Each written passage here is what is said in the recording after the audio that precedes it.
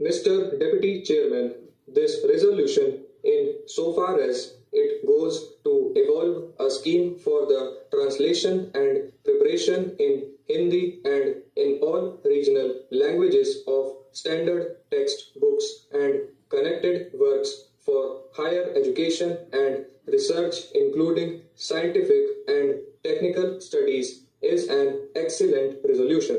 It is a harmless one, and I am sure that the House will express its view on it. We are happy that those things are there, but it is not a very easy task to carry out this translation in Hindi and all regional languages. I would ask, where have you got the personnel, the trained personnel for carrying out these translations? Have you collected the standard textbooks and connected works for higher education and research first of all? Have you gathered the material to be handled, and secondly, have you got the trained personnel to cope with this work?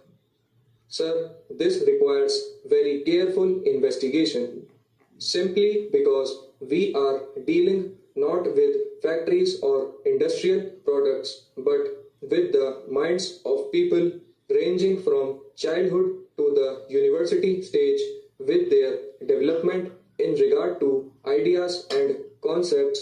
It is a very, very important point to consider whether we have got these two in readiness before we attempt such a task.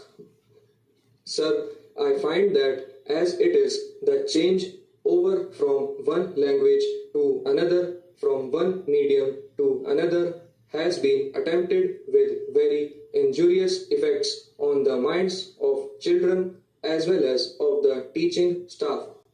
There is a great deal of confusion from the school to the university stage over this question. We cannot perform a coup d'etat or a change overnight on this problem that concerns the minds of the young. Therefore, sir, with all due respect, I would request any committee or any scheme that is launched to go very thoroughly into this subject and to study all the repercussions it will have before such a thing is attempted. An over-hurried translation has resulted in tragedies in the schools as well as in the colleges. Examination papers had been set and evaluations had been undertaken in the so-called regional languages, one examiner differing from the other with regard to the terms that were used in those questions and answers. Therefore, we should not